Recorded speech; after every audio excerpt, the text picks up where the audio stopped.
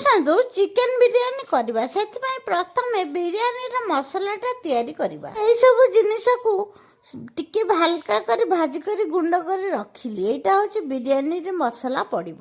ଚିକେନଟା marinate କରିକି ରଖିବା ପାଇଁ ସେଥିରେ ଅଦା ରସୁଣ ଧନିଆ ପତ୍ର ତା ସାଙ୍ଗରେ କଞ୍ଚା ଲଙ୍କା ଦେଇ ତାକୁ ବାଟି କରି ରଖିଲି। ତା ସାଙ୍ଗରେ ଦହି ଲୁଣ ଲଙ୍କା ହଳଦୀ ଗୁଣ୍ଡ ଲଙ୍କା ଗୁଣ୍ଡ ତା ସାଙ୍ଗରେ କରିଥିବା ବିରିୟାନୀ ମସଲା ଦେଇ ଚିକେନଟାକୁ ମ୍ୟାରିନେଟ୍ କରିକି 2 ଘଣ୍ଟା ପରେ ଗ୍ୟାସରେ ଡିସ୍ଟା ବସେଇ ସେଥିରେ ଚାଉଳକୁ ହାଫ୍ ରାଇସ୍ କରିବା ପାଇଁ ସେଥିରେ ପାଣି ଲୁଣ ଗରମ ମସଲା କିଛି ଦେଇ ଚାଉଳଟାକୁ ହାଫ୍ ବଏଲ୍ କରି ତାକୁ ଛାଣି କରି ରଖିଲି।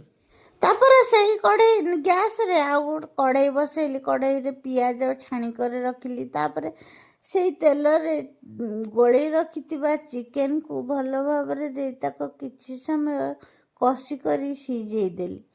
ଚିକେନ ଯେତେବେଳେ ଭଲ ଭାବରେ ସିଝିଗଲା ତାକୁ ଓହ୍ଲେଇ ତାପରେ ଦମ୍ ଦେବା ପାଇଁ ବିରିୟାନୀ ତାକୁ ସବୁ ଓହ୍ଲେଇ କରି ରଖିଲି।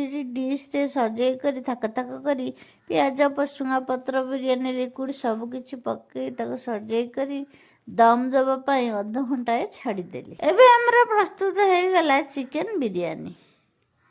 ଆସନ୍ତୁ ଖାଇବା।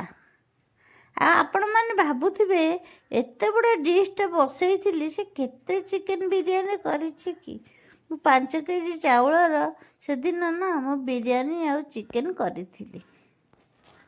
ଆମେ ସମସ୍ତେ ବସିକରି ଖାଇଲୁ। ଆପଣମାନଙ୍କୁ ଯଦି ମୋର ବିରିୟାନୀ ରେସିପିଟା ଭଲ ଲାଗିଥିବ ମୋତେ କମେଣ୍ଟ ମାଧ୍ୟମରେ ନିଶ୍ଚୟ ଜାଣିବେ। ଆଉ ଲାଇକ୍ ସେୟାର ନିଶ୍ଚୟ କରିଦେବେ। ଆଉ ଫେସବୁକ୍ ପେଜରେ ଫଲୋ ତ ଜମା କରିବାରୁ ଭୁଲିବେ ନାହିଁ।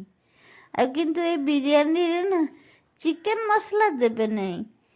ମୁଁ ଯେଉଁପରି ମସଲା କରିଦେଇଛି ଆପଣ